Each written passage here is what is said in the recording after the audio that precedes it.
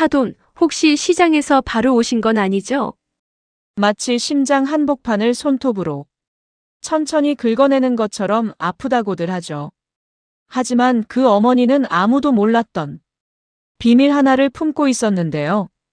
처음엔 가슴이 답답해서 숨이 턱 막히다가도 마지막엔 여러분 모두 박수 치게 될 이야기입니다. 그럼 지금부터 상견례 자리에서 벌어진 믿기 힘든 이야기 속으로 함께 들어가 보겠습니다. 강남의 그 삐까번쩍한 한정식집 앞에 섰을 때였습니다. 유리문에 비친 제 모습이 왜 그렇게 초라해 보이던지요. 백화점에서 큰맘 먹고 장만한 연베이지색 투피스였습니다. 평생 시장 좌판에서만 살던 제가 그런 옷을 입어본 게 몇 번이나 있었겠습니까? 며칠 전부터 옷장에 걸어두고 먼지라도 묻을까 비닐까지 씌워놨었지요. 그런데도 이상했습니다. 화려한 샹들리에 불빛 아래 서 있으니 제 굽은 어깨와 거칠어진 손등만 더 도드라져 보이더군요. 평생 쪼그려 앉아 고사리 다듬고 시래기 묶고 새벽마다 경매장 뛰어다니며 살아온 세월이 제 몸에 그대로 새겨져 있었으니까요. 손등은 마른 나뭇가지처럼 갈라져 있었고 손톱 끝엔 아무리 닦아도 지워지지 않는 푸른 나물물이 희미하게 남아 있었습니다. 전 식당 문고리를 잡은 채 한참을 숨 고르고 있었습니다. 심장이 어찌나 세게 뛰던지 귓가에서 쿵쿵거리는 소리가 북소리처럼 울렸습니다. 엄마 괜찮아? 옆에 서 있던 딸아이가 제 손을 꼭 잡아주는데 그 따뜻한 온기에 괜히 눈물이 핑 돌더군요. 우리 딸은 참 곱게 컸습니다. 남들처럼 비싼 과외 한번 제대로 못 시켜도 늘 장학금 받으며 악착같이 공부했지요. 새벽 시장에서 김밥으로 끼니 때우며 번 돈으로 대학 보냈고 취업 준비할 땐 밤마다 몰래 울기도 참 많이 울었습니다. 그런 딸이 처음으로 엄마 평생 함께하고 싶은 사람이 생겼어라고? 말했을 때 저는 속으로 수십 번을 감사했습니다. 이제야 우리 딸도 꽃길 걷는구나 싶었거든요. 그런데 그날 그 상견례 자리는 꽃길이 아니라 제 인생에서 가장 지독한 모욕의 시작이었습니다. 문을 열고 들어가자마자 차가운 시선 하나가 제 얼굴을 훑었습니다. 마치 사람을 보는 게 아니라 오래된 중고 물건 상태 확인하듯 후어내리는 눈빛이었습니다. 짙은 보라색 명품 정장을 입은 안사도는 제가 자리에 앉기도 전에 미간부터 찌푸렸습니다. 그리고는 옆에 두었던 손수건을 천천히 꺼내 코끝에 가져다 대더군요. 그 동작 하나하나가 얼마나 노골적이던지요. 마치 제 옆에라도 오면 병이라도 옮는다는 표정이었습니다. 잠시 후 안사돈 입꼬리가 얇게 비틀어졌습니다. 제가 코가 좀 예민해서 그런가. 아까부터 흙냄새 같은 게 계속 나는 것 같아서요. 아유, 죄송해라. 제가 워낙 청결에 민감한 집안에서 살아서 그런지 이런 냄새를 잘 못 견디거든요. 그 말을 듣는 순간 제 목 안쪽이 화끈 달아올랐습니다. 오늘 새벽에도 저는 2번이나 샤워를 했습니다. 머리도 미용실 가서 손질받고 향수도 조심조심 뿌렸습니다. 혹시라도 시장 사람 냄새 난단 소리 들을까 봐요. 그런데도 결국 저는 저 사람 눈엔 시장통 냄새나는 늙은 여자일 뿐이었던 겁니다. 순간 손끝이 파르르 떨렸습니다. 물컵을 들었는데 유리잔이 달각달각 흔들릴 정도였지요. 창피했습니다. 억울했습니다. 하지만 무엇보다 우리 딸 얼굴을 볼 수가 없었습니다. 딸아이는 입술을 꽉 깨물고 고개를 숙이고 있더군요. 하얗던 얼굴은 금세 붉게 달아올라 있었습니다. 그런데 그때였습니다. 제 옆에 앉아있던 올케가 기다렸다는 듯 혀를 차더군요. 아유 형님도 참.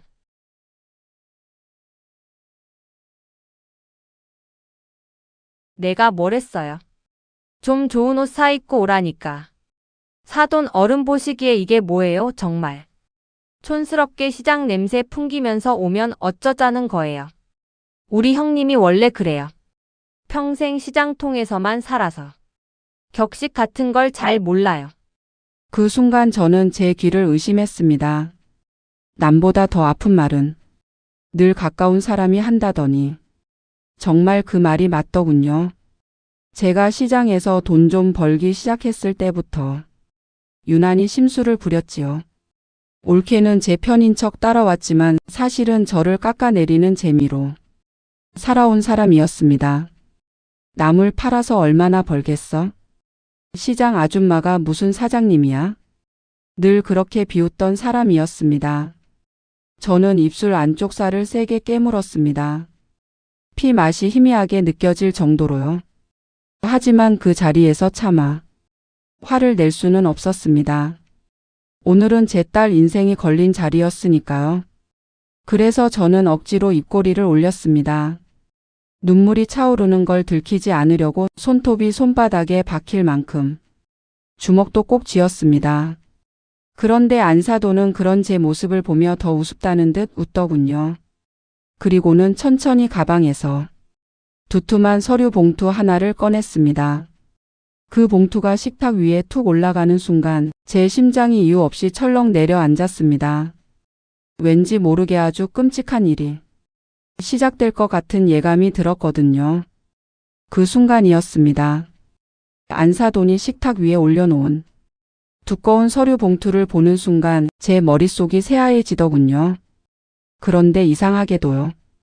사람이 너무 큰 모욕을 당하면 오히려 지금 눈앞 상황보다 오래전 기억이 먼저 떠오른다더니 정말 그랬습니다. 제 눈앞엔 갑자기 20해 전 시장 골목이 펼쳐졌습니다. 지금처럼 화려한 샹들리에 불빛이 아니라 깜빡거리던 형광등 하나 매달린 재래시장이었죠. 남편을 잃고 돌도 안 된 딸아이를 포대기에 업은 채 처음 시장에 나갔던 겨울날이었습니다. 새벽 4시. 하늘에서는 진눈깨비가 내리고 있었고 시장 바닥엔 얼어붙은 물웅덩이가 군데군데 번들거렸습니다. 그 차가운 바닥에 쪼그려 앉아 시래기를 다듬는데 손끝 감각이 점점 없어지더군요. 고무장갑 안으로 찬물이 스며들어 손등은 벌겋게 갈라졌고 터진 피부 사이로 피가 배어 나왔습니다. 그런데도 쉴 수가 없었습니다. 딸의 분유값이라도 벌려면 악착같이 버텨야 했으니까요. 포대기 속에 엎여 있던 어린 딸아이가 칭얼거리며 제 등을 톡톡 두드렸습니다. 엄마 추워 배고파. 그 말을 듣는데 가슴이 무너지더군요. 하지만 당시 제 주머니엔 1,000원짜리 몇 장밖에 없었습니다. 결국 시장 입구 붕어빵 노점에서 식어버린 붕어빵 2개를 사서 검은 비닐봉지에 담아 딸 손에 쥐어줬지요. 아직도 기억납니다. 찬 바람 맞아 딱딱해진 붕어빵을 두 손으로 꼭 붙잡고 웃던 그 작은 얼굴이요. 그날 저는 다짐했습니다. 그래. 나는 못 배웠고 시장 바닥에서 살아도 내 딸만큼은 절대 남 눈치 보며 살게 안 한다. 그 뒤로 저는 정말 악착같이 살았습니다. 남들 잠든 새벽마다 경매장 뛰어다니고 밤엔 남은 나물 다듬으며 졸다가 손 베인 적도 수두룩했습니다. 명절이라고 쉬어본 기억도 없었습니다. 시장 상인들은 그런 저를 안쓰럽게 봐줬습니다. 김밥 한 줄이라도 남으면 몰래 손에 쥐어줬고 겨울이면 난로 옆자리도 내어줬지요. 그러던 어느 날이었습니다. 시장 어르신 한 분이 제게 귓속말처럼 말씀하시더군요. 여기 곧 재개발 들어온다더라. 다들 겁나서 못 사는 땅 조금씩 사놔라. 그 말을 듣고 저는 미친 사람처럼 돈을 모았습니다. 김치 하나 사 먹는 것도 아껴가며 푼돈을 모았고 시장 상인들에게 조금씩 빌려가며 허름한 땅 조각들을 샀습니다. 그때 사람들은 다 비웃었지요. 나물 장수가 땅 투기한데 평생 시장이나 지키다. 죽을 사람이 무슨 건물주야. 하지만 세월은 참 무섭더군요. 재개발이 시작되고 땅값이 몇십 배로 뛰었습니다. 그리고 어느 순간 저는 제가 매일 지나던 그 시장 골목 건물들의 주인이 되어 있었습니다. 그런데도 저는 여전히 새벽이면 시장으로 나갔습니다. 사람 사는 냄새 나는 그곳이 좋았고 제 손으로 번 돈이라는 게 자랑스러웠으니까요. 하지만 세상 사람들은 겉모습만 봤습니다. 낡은 앞치마, 굽은 허리, 거친 손등. 딱 거기까지만요. 그때였습니다. 도저히 숨이 막혀 저는 잠시 화장실로 피신했습니다. 차가운 세면대 물로 얼굴을 적시는데 거울 속 제 눈가가 벌겋게 부어 있더군요. 그런데 바로 그 순간 뒤에서 누군가 깜짝 놀란 목소리로 절 불렀습니다. 어머, 순자야. 야, 너 여기서 뭐해? 아니, 얼굴이 왜 그래? 어디 아파? 고개를 돌려보니 고향 친구 영숙이었습니다. 지금은 이 건물 관리실에서 일하고 있었지요. 영숙이는 제 얼굴만 보더니 금세 상황을 눈치챈 듯 목소리를 낮췄습니다. 설마 저 안에 있는 사람들이랑 상견례하는 거야? 야, 너 미쳤니? 내가 왜 그렇게 당하고만 있어? 아니, 내가 이 건물 주인인 걸 말 안 했어? 순간 저는 얼어붙었습니다. 영숙이는 답답하다는 듯 제 팔을 붙잡고 말을 이어갔습니다. 저 안 사돈 남편 회사. 지금 완전 휘청거리는 거 몰라? 여기 임대료 몇 달째 밀려서 이번 달 안으로 정리 안 하면 계약 해지 들어갈 판이라고. 관리실에서도 지금 난리야. 그 사람들 겉으로만 번지르르 하지. 속은 텅 비었어. 그 말을 듣는 순간 마치 누가 제 뒤통수를 세게 내려친 것 같았습니다. 그래요. 저는 평생 남 눈치 보며 살아온 시장 아줌마가 아니었습니다. 이 건물의 진짜 주인이었습니다. 그런데도 저는 여전히 제 자신을 초라한 사람이라 여기고 있었던 겁니다. 숨이 천천히 가라앉기 시작했습니다. 떨리던 손끝도 어느새 차분해졌습니다. 저는 거울 속 제 얼굴을 다시 바라봤습니다. 굽은 어깨, 거친 손등, 주름진 얼굴. 하지만 그건 부끄러운 흔적이 아니라 딸 하나 지켜내기 위해 버텨온 세월의 훈장이었습니다. 그리고 다시 상견례 방으로 들어간 순간 제 눈앞엔 정말 믿을 수 없는 장면이 펼쳐지고 있었습니다. 안사돈이 제 딸 앞으로 서류를 밀어놓고 있었던 겁니다. 자, 아가씨. 결혼 전에 서로 깔끔한 게 좋잖아요. 우리 아들 재산에 대해선 혹시라도 문제 생기지 않게 혼전 계약서 하나만 작성해요. 그리고 처가 쪽 도움은 정중히 사양할게요. 괜히 시장 사람들까지 엮이면 우리 집안 품위가 떨어지니까. 그 말을 듣는 순간 제 안에서 뭔가가 툭 끊어졌습니다. 그 순간이었습니다. 제 안에서 마지막까지 참고 있던 무언가가 툭 끊어져 버린 건요. 저는 천천히 자리에서 일어났습니다. 아까까지만 해도 떨리던 다리가 이상할 만큼 단단해져 있더군요. 그리고 안사돈이 제 딸 앞으로 밀어놓은 혼전 계약서를 손끝으로 밀어버렸습니다. 서류가 식탁 위를 미끄러지며 철퍼덕 소리를 냈고 방 안 공기가 순간 얼어붙었습니다. 그 더러운 종이 치우세요. 순간 모두의 눈이 제게 쏠렸습니다. 조금 전까지 사람 취급도 안 하던 안사돈 얼굴에도 당황한 기색이 스쳤습니다. 하지만 저는 멈추지 않았습니다. 천천히 가방 지퍼를 열어 서류철 하나를 꺼냈습니다. 그리고 등기 부등본과 통장 사본을 식탁 위에 툭 내려놓았습니다. 두꺼운 서류가 펼쳐지는 소리가 유난히 크게 울리더군요.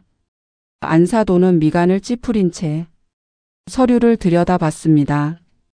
처음엔 비웃던 얼굴이었는데 몇 초 지나지 않아 눈동자가 급격하게 흔들리기 시작했습니다. 입술이 파르르 떨리고 손끝이 허둥대더군요. 이게 뭐예요, 지금? 소유주 김수님. 아니, 왜 사돈 이름이 여기? 이 건물 주소가 왜? 여기 식당 주소랑 같아. 그래요. 이 건물 제 겁니다. 그리고 당신 남편 회사 사무실도 여기 8층에 들어와 있죠. 석 달째 임대료 밀린 것도 알고 있습니다. 관리실에서 연락 수십 번 했는데도 계속 미루셨다면서요? 내일 바로 명도 소송 들어갈 예정입니다. 그러니까 건물주 앞에서 격식 따지느라 참 고생 많으셨네요. 그 말이 끝나자 방 안이 완전히 뒤집혔습니다. 조금 전까지만 해도 턱끝 들고 사람 무시하던 안사돈 얼굴이 순식간에 새하얗게 질렸습니다. 손수건으로 코 막던 사람이 이번엔 식은땀을 닦아내기 시작했습니다. 그리고 그때였습니다. 태도가 손바닥 뒤집듯 바뀌더군요. 어머나 세상에. 아니 사돈, 아니 건물주님. 제가 사람을 잘 몰라보고 실수를 했네요. 아유, 우리 며느리 얼굴 좀 봐요. 어쩜 이렇게 단아하고 복스럽게 생겼는지. 제가 원래 낯을 좀 가려서 말이 헛나온 거예요. 다 가족 될 사람들인데. 웃고 넘어가요, 우리. 네. 그 말 듣는데 웃음도 안 나오더군요. 조금 전까지 제 딸을 시장통 딸내미 취급하던 사람이 이제 와서 복스럽다고 웃는 꼴이 얼마나 역겨운지요. 그런데 더 가관은 제 옆에 앉은 올케였습니다. 아까까지만 해도 절 창피하다고 비웃던 사람이 갑자기 의자를 끌며 제 쪽으로 바짝 붙더군요. 어머 형님. 아니 사장님이었네. 사장님. 아이고 세상에 왜 나한테 말을 안 했어? 난 또 진짜 시장에서만 장사하는 줄 알았지 뭐야. 형님이 원래 큰 그릇인 건 내가 예전부터 알아봤다니까. 저는 그 말에 천천히 고개를 돌렸습니다. 그리고 평생 처음으로 올케 눈을 똑바로 보며 말했습니다. 입 닥쳐요 올케. 순간 올케 얼굴이 굳어버렸습니다. 하지만 저는 더 이상 눈치 볼 이유가 없었습니다. 저는 다시 안사돈 쪽으로 몸을 돌렸습니다. 그리고 제 딸 손을 꼭 잡았습니다. 딸 손바닥이 식은땀으로 젖어 있더군요. 얼마나 참고 있었던 건지 손끝이 차갑게 얼어 있었습니다. 그 작은 손을 감싸 쥐는 순간 제 안에 있던 두려움은 완전히 사라졌습니다. 잘 들으세요. 우리 딸은요, 제가 평생 새벽 시장 바닥에서 손 터져가며 키운 귀한 자식입니다. 돈 없어도 사람답게 살라고 가르쳤고 남 무시하지 말라고 키웠습니다. 그런데 돈 몇 푼 있다고 사람 등급 나누는 집안에 우리 딸 절대 못 보냅니다. 혼사는 여기까지예요. 그리고 내일까지 당신들 사무실 정리하세요. 우리 건물에서 나가십시오. 사돈. 아니, 잠깐만요. 오해예요. 우리가 잠시 실수한 거지. 무슨 그런 애들 결혼은 별개로 생각해야죠. 사람이 살다 보면 말실수도 할 수 있는 거고. 말실수요? 사람 본심은요. 힘없는 사람 앞에서 제일 잘 나옵니다. 오늘 그쪽 본 모습 아주 잘 봤습니다. 저는 그대로 의자를 밀고 일어났습니다. 딸아이는 울먹이며 제 팔을 붙잡았고 저는 그런 딸 어깨를 조용히 감싸 안았습니다. 뒤에서는 안사돈이 다급하게 따라 나오며 소리쳤습니다. 하지만 저는 단 한 번도 뒤돌아보지 않았습니다.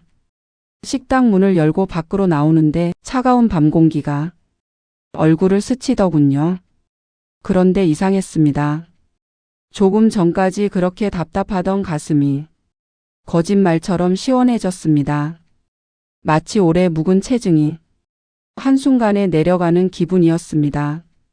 강남 거리의 불빛들이 반짝이고 있었고 밤 바람에 실려온 봄 냄새가 유난히 상쾌하게 느껴졌습니다. 딸아이가 울먹이며 제 손을 꼭 붙잡더군요. 엄마? 미안해. 나 때문에 엄마가 그런 소리 듣게 해서. 저는 말없이 딸 머리를 쓰다듬었습니다. 아니다.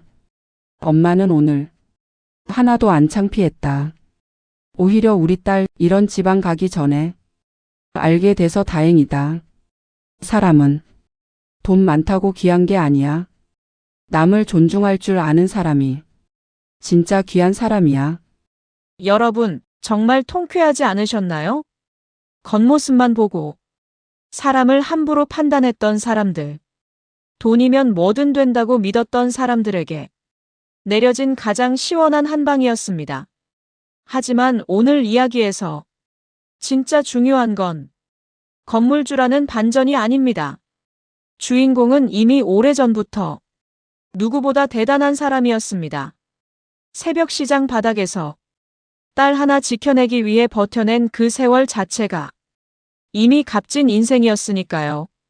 여러분도 혹시 누군가의 겉모습만 보고 판단한 적은 없으신가요? 사람의 진짜 가치는 옷차림이나 직업이 아니라 어떤 마음으로 살아왔는가에 있다는 것. 오늘 사연이 우리 모두에게 작은 울림으로 남았으면 좋겠습니다. 오늘도 함께 해주셔서 감사합니다.